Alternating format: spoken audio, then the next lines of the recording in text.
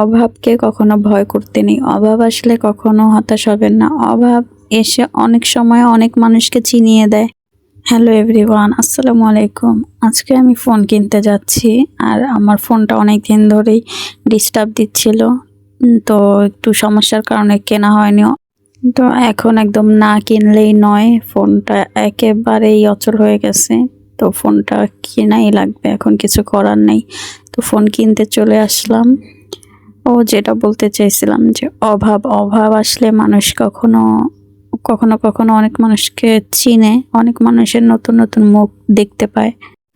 আমি মনে করি মানুষের জীবনে মাঝে মাঝে অভাবটা আসা খুব দরকার, কারণ এই সময়টা অনেক মানুষকে কিন্তু চেনা যায়, তাদের কুচকানো মুখটা কিন্তু দেখা যায়।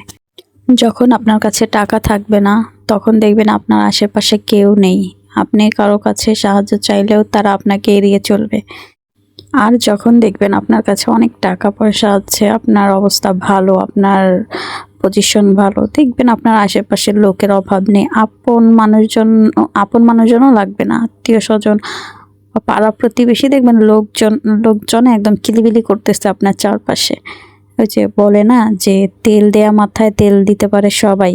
আপনি যদি কারো পিছনে 10 টাকা খরচ করেন, দেখবেন সেই মানুষগুলো আপনাকে ওরকমই সম্মান দিবে। আপনি সামনে গেলে আপনাকে চেয়ার খালি করে দেবে, আপনার প্রত্যেকটা কথার মর্যাদা দিবে, আপনার প্রত্যেকটা কথা তারা মন দিয়ে শুনবে। কোনো কিছু করার আগে আপনার সাথে পরামর্শ করবে। কারণ কি জানেন, ওই যে আপনি যে তার পিছনে 10 টাকা খরচ করতে পারেন, আর যদি আপনি কারো পিছনে 2 টাকাও খরচ করতে পারেন না, অথচ এমনি আপনি তাদের সাথে কথাবার্তা মেলামেশা সব কিছু করেন, কিন্তু দেখবেন দিন শেষে তারা আপনাকে ইগনোর করে চলবে। কোনো কিছুতে আপনাকে ওরকমভাবে মূল্যায়ন করবে না। কারণ কি জানেন, কারণ লাভ নাই তো, আপনি তো তাদেরকে আর্থিকভাবে সহায়তা করতে পারবেন না। তো সব কিছু মিলিয়ে এই সমস্ত মানুষজন শুধু টাকাটাই চিনে, টাকার পিছনেই ছুটে, আপনার পিছনে না। আর এই সমস্ত মানুষদেরকে চেনা যায় কখন জানেন, যখন আপনার পরিস্থিতিটা খারাপ, তখন যখন আপনার কাছে টাকা থাকবে না, তখন এই সমস্ত মানুষদেরকে আপনি চিনতে পারবেন। আর এই সকল মানুষদের থেকে দূরে থাকাই ভালো। দরকার নেই তো যে এই সমস্ত মানুষের সাথে আত্মীয়তা করার। দুষ্টু গরুর থেকে শূন্য গোয়াল অনেক ভালো। তো এই সমস্ত লোকদের সাথে চলাফেরা না করে আপনি একা থাকেন, একা থাকাতেই অনেক মজা।